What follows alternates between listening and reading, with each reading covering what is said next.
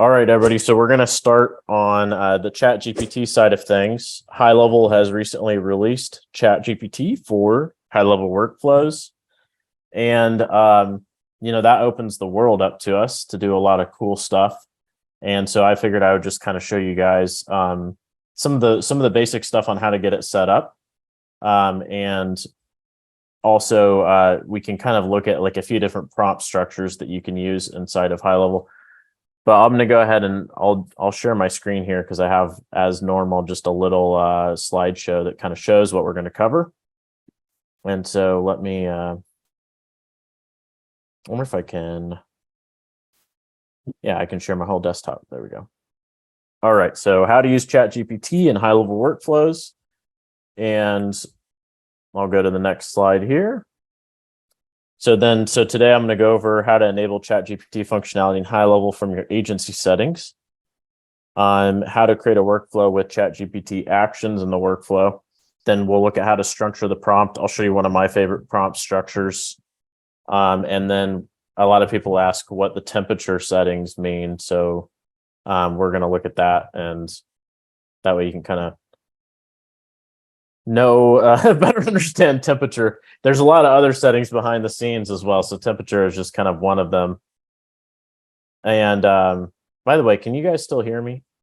It looks like okay, cool. Yep, cool. hear you great. All right, awesome. Yeah.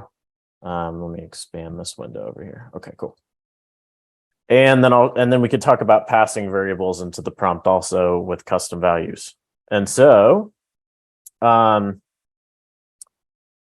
before I get into, because I have a few other things in the slide here that I'll show you guys on like the prompt structure and stuff, but let's real quick look at how to enable the ChatGPT stuff. So let me make this bigger. Is this screen too big? Can you guys see this screen okay? Was it too small? Do you want me to zoom or anything? A little bit bigger, maybe. All right. I'm just going to move the heads all the way over to the side, and it instantly gets 3 inches bigger. It's great. Okay, good. All right. So if you're on your agency settings, so now we're on the agency view. So you go to your agency settings, and then you go to company on the left-hand side. When you scroll all the way down on company on the right-hand side, you're going to have kind of like all of these switches. And this is like, the conversational AI, the premium triggers and actions in the workflows, the workflow AI, content AI, text and image. And so, I recommend turning on all these, then you can use them. Then they also become available in rebilling under SaaS, if you want to rebill people for them, but you can also granularly disable them on certain sub accounts. So just because you enable them on the agency level does not mean that every sub account, needs to have access to that. You could disable it on a sub account by sub account basis if you have SaaS mode enabled. But what you're going to want to do for the ChatGPT action inside the workflows is turn on the workflow AI. And then I'd also do content AI. Now, this is outside of the workflows, and we can do another training on this. But all you're going to need today is the workflow AI. Hey, Zach, it's Marie. Does that have to be turned on in order to use the AI bot in workflows as well? There is. Are you talking about the Eliza appointment booking bot? Yeah, the booking bot. Yeah, no, it doesn't. That sort of predates all of this functionality that they added. So understood. Thanks. Yep, no problem.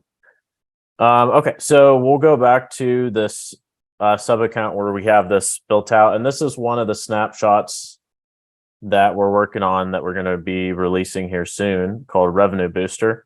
And I don't see that. Let's see here.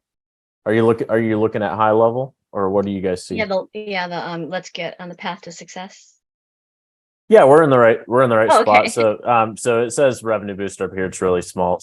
But we'll go to automation, which is where we have some of this set up. And this is a snapshot. It's going to do a lot of things, but one of the things it's going to facilitate is database reactivation campaigns and that kind of stuff. And So there's going to be a few different templates for database reactivation. And as many of you know, with database reactivation, one of the things that is hard about database reactivation is just coming up with offer language that's actually good for people to use.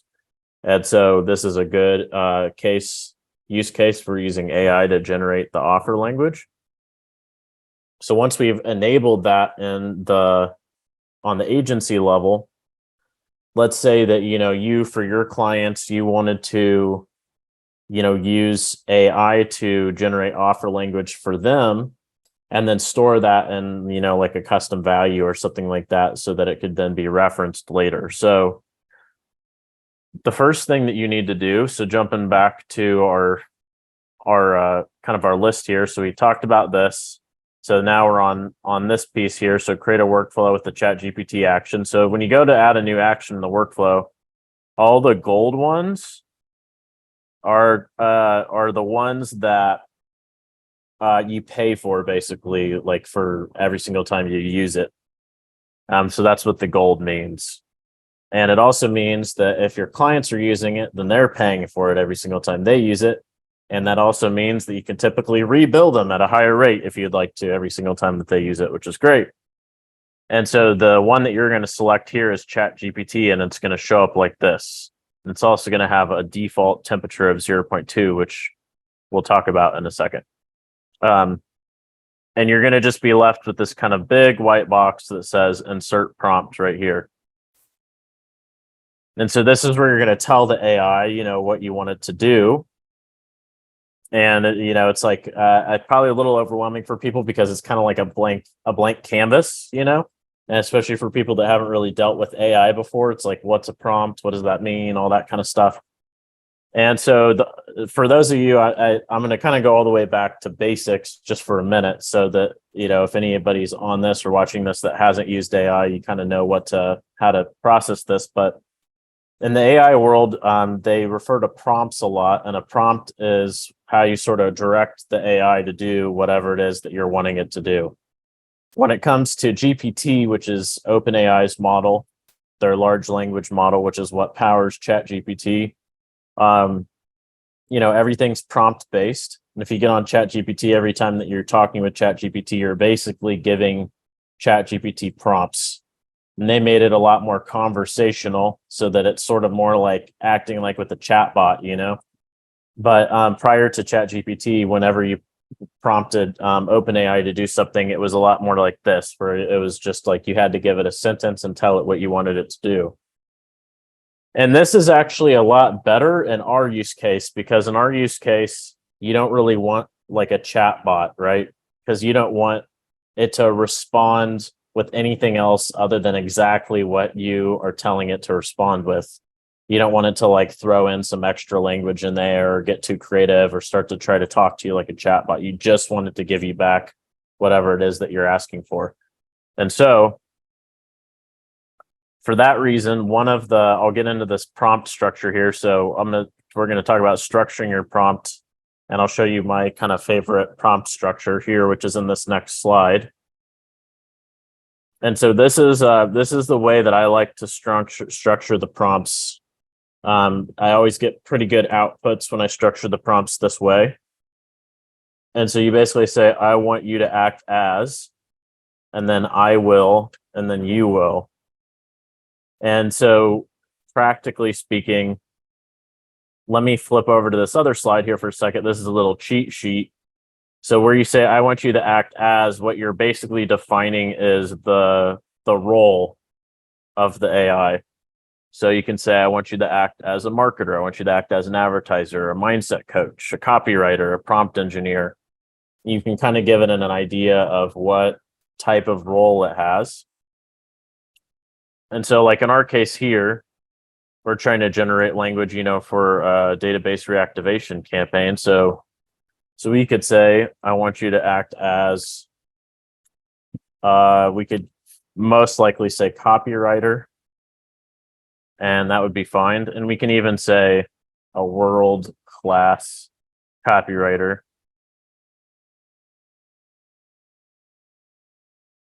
And then you can say, I will, And this would be an example where you'd say, I will provide you with information on the niche that you need to generate copywriting, or the niche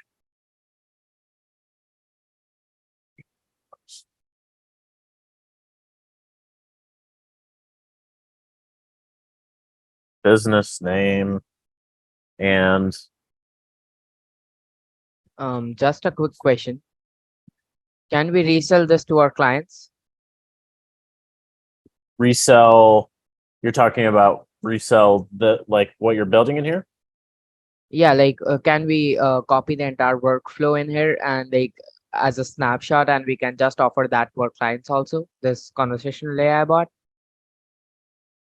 Yeah, absolutely. Yeah, this is a great thing about it. I mean, if you build and structure a prompt that's working really well for you, then you can package this up as a snapshot, and you can load it in your client accounts and sell it to them, either monthly or however it is that you want to sell it.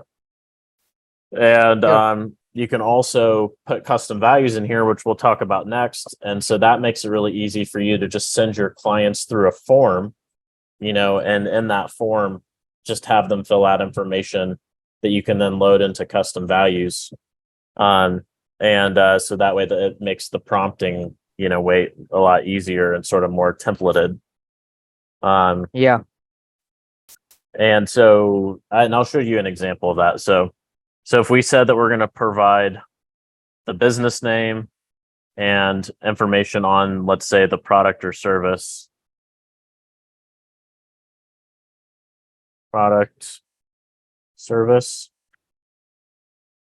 and the discount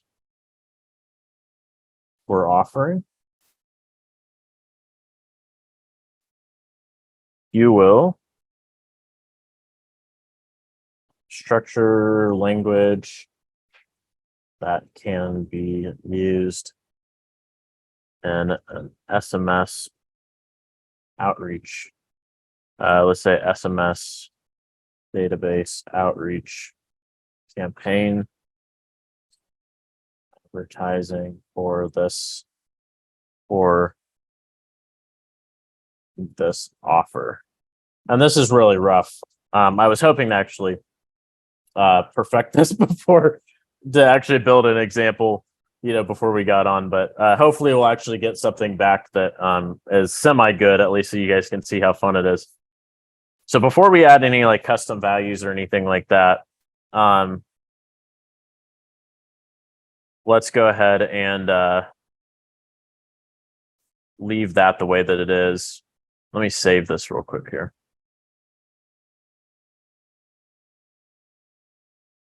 And now, okay. So the other thing that you want to do, let me scroll down a little here. Look here. So after you have a ChatGPT action like this, when someone drops into this workflow, this is going to run, but you're going to want to take the output, what this actually creates, and put it somewhere.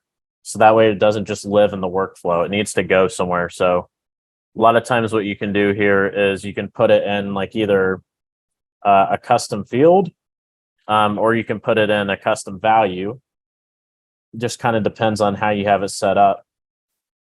In the example here, we'll probably put it in a custom value. So we're going to add another action in the workflow. If we scroll down in our actions here, we have update custom value. And so we'll just do, let's see, this is our consultation strategy session 1 that we're just using as a demo. So we're going to do AI output. This is a custom value that I created. So current value is nothing. And then our new value is going to be, we're going to hit this button. And then we're going to go down to ChatGPT and we're going to drop the response there.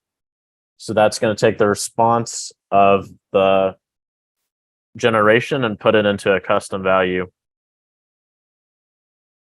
And so if we had so we said that we're going to provide some information here, and so before we actually run this, we probably want to provide that information. So here is the information. Here's the provided information.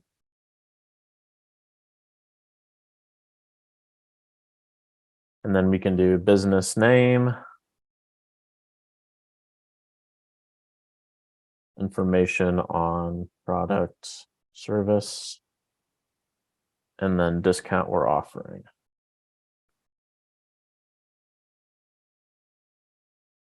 Now, this is where if you guys wanted to map form values to this, like let's say you wanted to create a form for your clients, when you build a form, you're going to have a number of custom fields that live on that form. So you could have a form field, a custom field for business name. Now, this is actually a system level field that we could already map. So if we go here to contact, for example, we have company name already available to us. But information on product service, that's going to need to be a new custom field that you would create, or discount that we're offering would need to be a new one as well. So we said information on product service. This could be like, we could say free, or we could say strategy consulting session. And discount we're offering, we could say free initial 30-minute meeting or something like that, right? And again, this is information that you could map to whatever comes in off the form values, or you could also have those in custom values, and as part of your onboarding process have your clients fill out those custom values, and that way you can make those, you can map these in the prompt.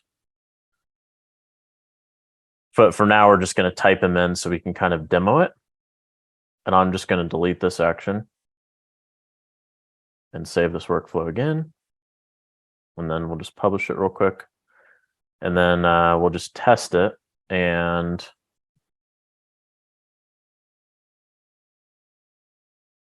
let's go ahead and we'll just run a contact through this. And then looks like we just got an execution. Now, wait a second. Added to workflow skipped. Let's see here. Oh, we have allow multiple not turned on. So we're going to allow re-entry into the workflow. And we'll test it again for this test contact. And we'll go back to our execution logs. And it says waiting. It's trying to send this information off to ChatGPT right now.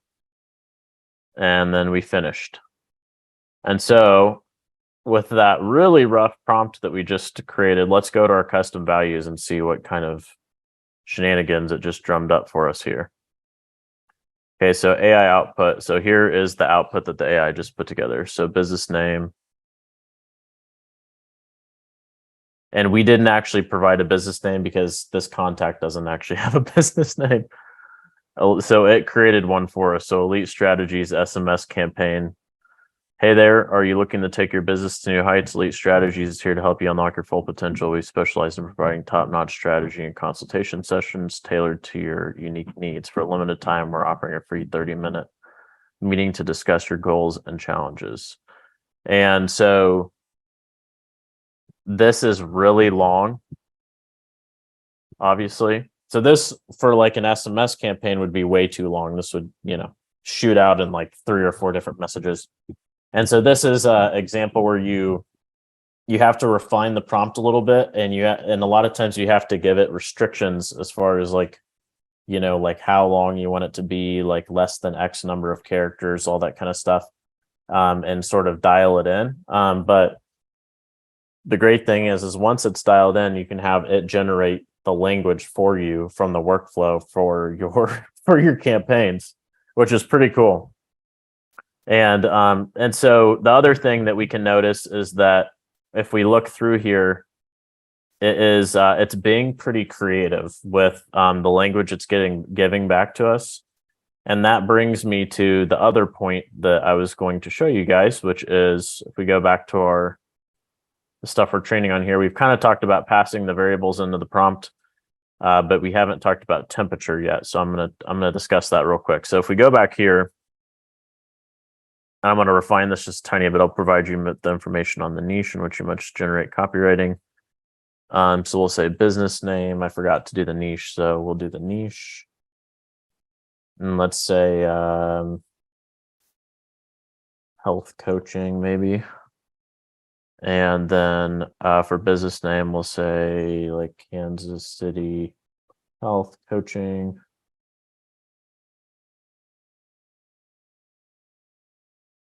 And then I'm going to also say your generation should be no more than, let's say, 140 characters.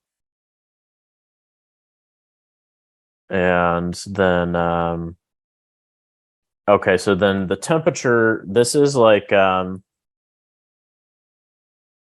this is kind of like how creative you actually want it to be. You can see down here, Highlevel gives you a little bit of details, but it says value between 0 and 1. 0.8 will make the output more random, while 0.2 will make it more focused and deterministic. So you're kind of adjusting how much freedom you want to give the AI to be like hyper creative. So if you want it to be really specific and kind of stick to your goals, you can decrease the temperature. So let's say we put it down to like 0.3. And then let's run test 1 through here again.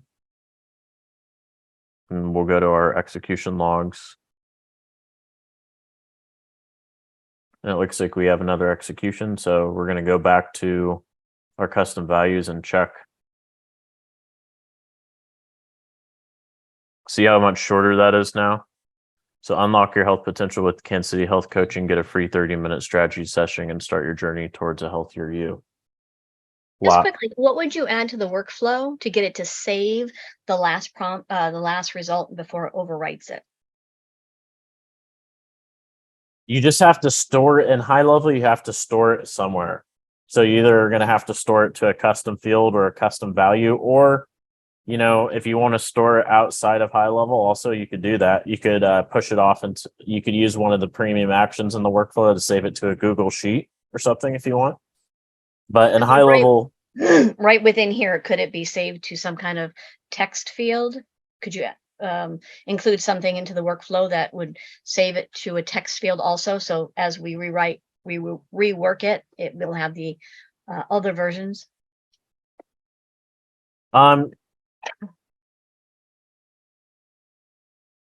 not really. I mean, the only option, so in Highlevel, you'd have to replace the value in a field every single time that it runs, either a custom field or a custom value.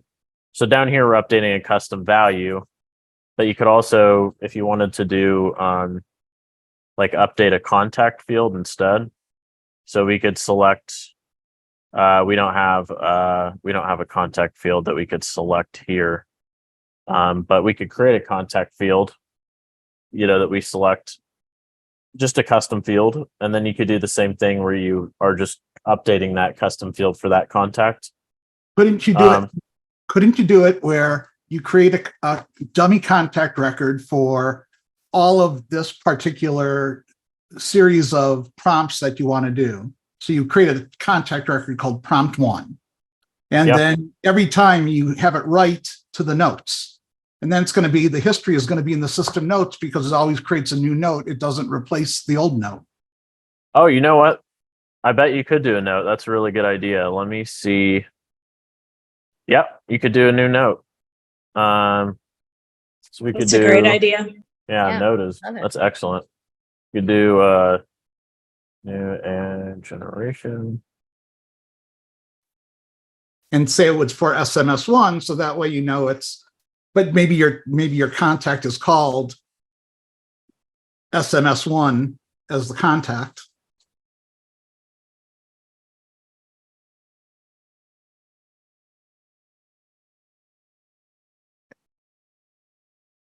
Yeah, I like that. But my question would be, this seems really slow as a process. Why wouldn't you just do all of this generation directly in ChatGPT? Once you've honed it down to the response you want, just copy that one response into a custom value. You could. I mean, you absolutely could.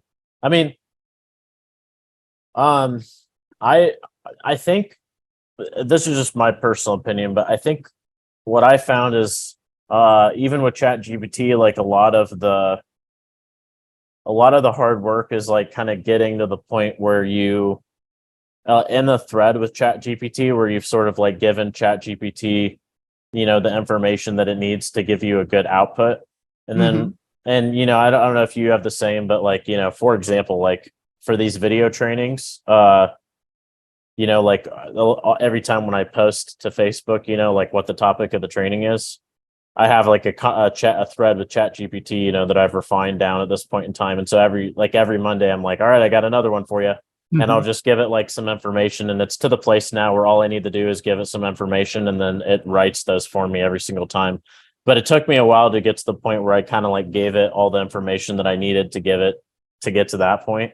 So whether you get to that point in ChatGPT first, or you do it here in the prompt setup here. I mean, I don't know if you ever, there's not a whole lot of prompt. These are like individual prompts. There's no prompt stacking, no educating the AI. Right. It's not like Highlevel has trained this particular GPT to know and understand the software, correct? It's just an integration with ChatGPT. But it's a workflow, so that makes it great. It makes it so easy to use. We just push a button and we spit it out. If anybody, I don't know if any of you guys used the GPT playground before ChatGPT. Yep. Or if you've ever hit the GPT API directly. But if you hit the API directly or you go through the playground, it's like this basically. There is no like what ChatGPT is doing is every single time that you send another message, it's feeding back in the previous several messages, to build the context as you go down, which is great on one hand, because you get the benefit of that conversational training as you go down. But it also, at some point in time, it starts to get, I don't know if you guys have experienced this, like kind of confused and a little lost.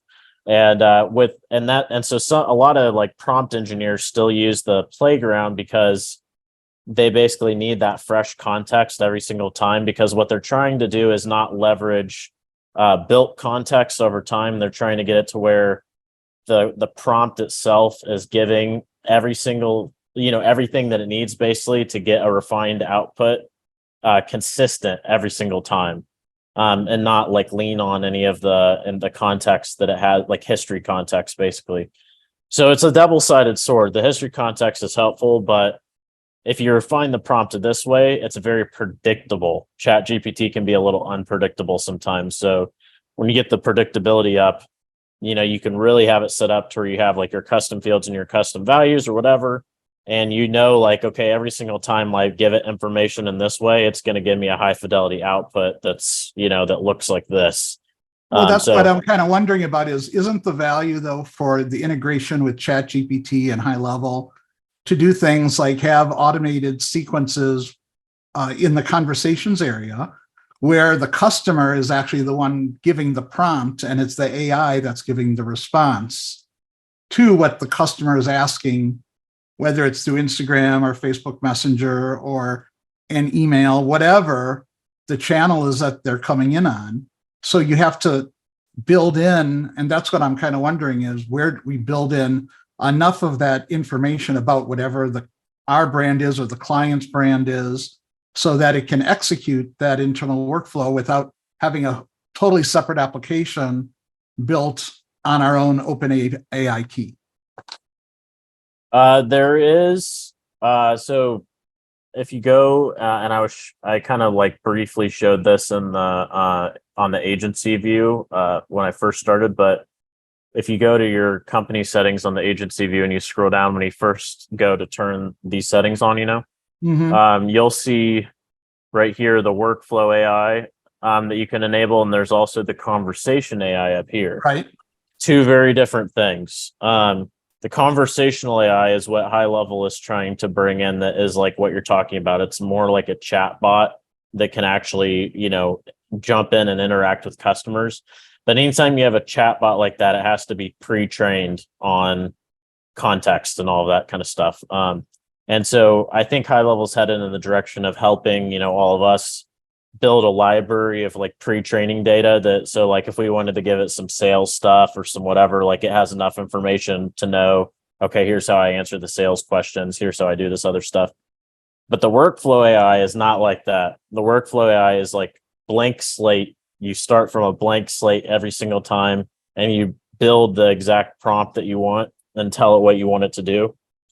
So a little different use cases, but good thing is Highlevel's building in both of those use cases. So and I actually haven't played around with the conversational AI yet. As soon as I do, though, I'll do another training on that. So on the workflow AI, I just gave you that idea of putting it into notes, but I don't remember who asked the question before. Maybe it was Heidi. Wouldn't it make more sense probably to stick it in a Google Sheets and have it to add a row, because then it's not cluttering up our Highlevel system, but we still have that history of all of the prompts that it's creating in a Google Sheet? So It's actually a different thing, but I love the fact, I love both ideas. I could just tell you guys what I would do, which is basically while I'm engineering the prompts, I would either do the notes or the Google Sheet. It doesn't really matter, because if I did the notes, I would have a dummy contact anyway that I would delete afterwards. But I would only do that until the prompt is like exactly the way that I want it, and then there might even be like 2 to 3 variations of that prompt that you want. So it's like you could have kind of 3 versions of the prompt in there, with 3 final custom values or something that they dump out to. So then once you get it refined, though, then you can have your customers go through like an onboarding form or something, and once they fill it out, it triggers this workflow, and then boom, boom, boom, 3 different versions of the prompt. And then you could just go back to your customers and say, hey, we came up with 3 different versions of language for your database reactivation campaign. Like, which one do you like best, And because you're kind of building like AI powered forms, using a tool like this is really, I think there's probably other use cases, but for all of us, like that's probably one of the biggest use cases that I see right now, is like having them fill out a form and giving us a limited amount of information, and then us, taking all of our knowledge on how to do, good marketing and then funneling that in the ChatGPT and coming back with something that's like way better than what they gave us, So we could take all that to ChatGPT every single time and just come back to them. But if we can kind of build like a perfect template that does that for us, and it's all in Highlevel and it dumps it all on their contact already and stuff, then it makes it a little easy. So once it's in as a custom value, then it's reusable every time. So I liked all those ideas.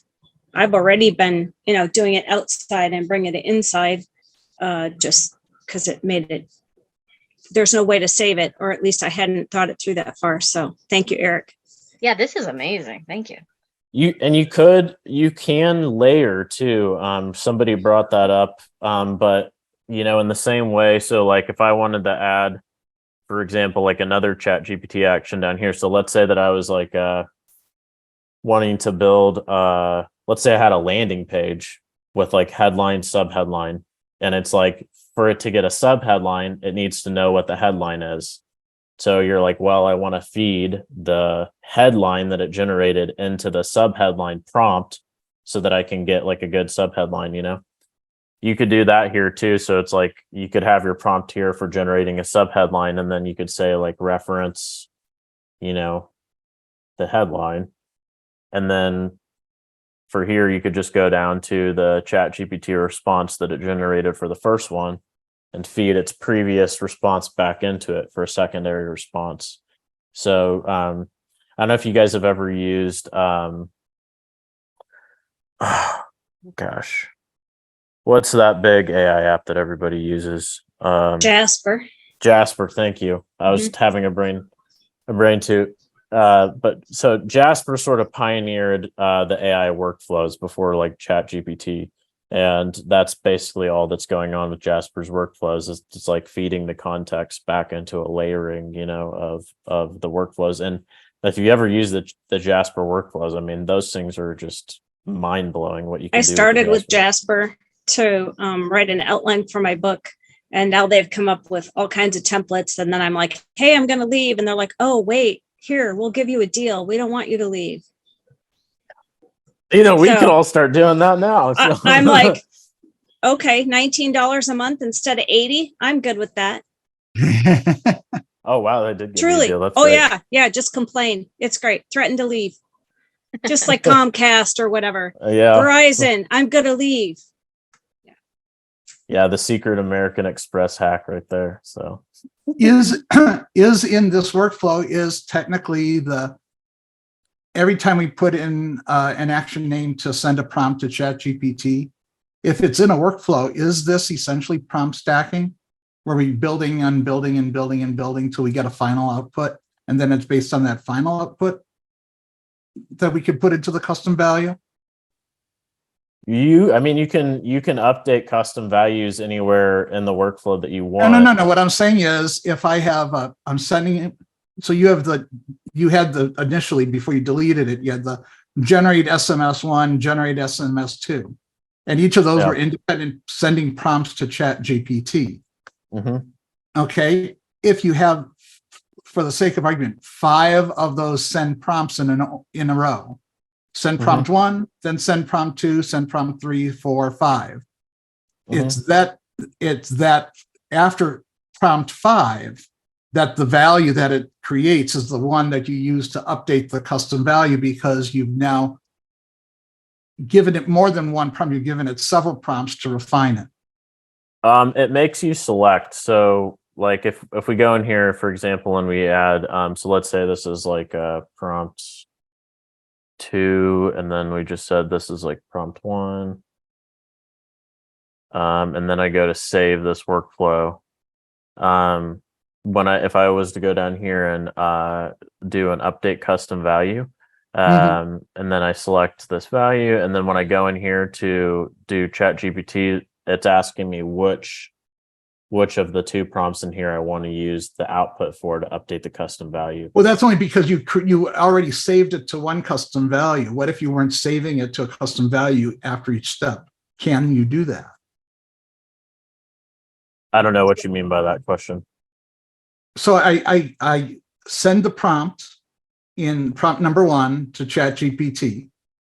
Okay, does it have to output it somewhere, or can it just be educating ChatGPT, and then after I've asked the 4 or 5 prompts, it's worked off of all of those prompts to create one output?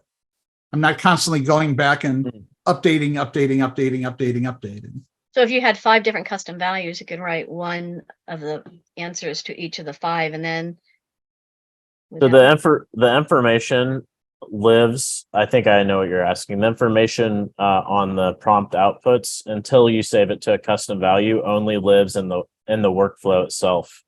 And so, okay, so if I write it to if I said update custom value 1 after prompt 1, and then after prompt 2, I told it to update custom value 1, and then after prompt 3, I had told it to update custom value 1, then it's constantly refining it, because I can tell it to recall that custom value 1 prior to making the next prompt, and then output new. You don't even need to store it to the custom value to do that, because you can the output, because it lives in the workflow. When you go to do prompt number 2, you can reference the output down here under ChatGPT for prompt number 1's response. And that's without saving anything to a custom value. So as long as it's still in the workflow, you can string them all together and push their outputs into. So that is essentially the same prompt stacking that you would do in Jasper ChatGPT itself. or Jasper. or ChatGPT. Yeah.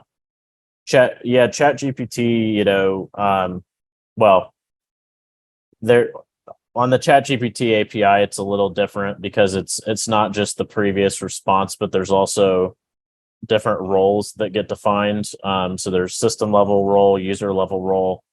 And so you basically are defining like, well, who's making the inquiry? Did the system come back with that information, or did the user refine that information? So there's some additional like layering on the API that is provided that's not available to us here in the workflows, but being able to feed the output back in is still kind of like the core bread and butter.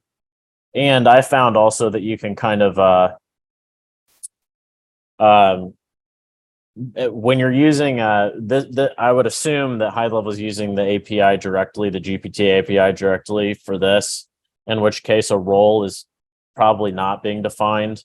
And what that means is like every time you go into another GPT prompt, if you want to define the role differently in your next prompt, so your first prompt, you could say, I am a marketer, give me some copywriting. Then in the next one, you could say, okay, I'm a lawyer, like check to make sure that copy that, was just generated isn't going to get me sued. Like you could do stuff like that, and it's like, it'll do it. You can overwrite kind of whatever system level role would be there. So. Okay. And if we wanted to save it, could we do a custom math? And so the first time it saves it to our, not necessarily in this, but for something else, it'll save it as a custom value that one, then the next one will be custom value 2, then custom value 3. Can you do a math computation on the name of the custom value? Are you saying would it create Yeah. the custom value itself? Yeah, like for something else. It's not for these answers, but can you could. each time we do it. So you could say like, math operation, and I already have like a value field here. So, every time that you update a prompt, like you add 1, and then, you update that field. And so, now we have like a +1 here. And so then you go down to 2, and then you do another math operation, and then you start with that 1. And so now you're equal to, if you update the same 1. And so right here we have a value of 1. Down here we have a value of 2. And so if you, wanted to at the end do like an if statement that's like, if contact details, you could do is greater than or equal to whatever, 1, or, whatever you want to do.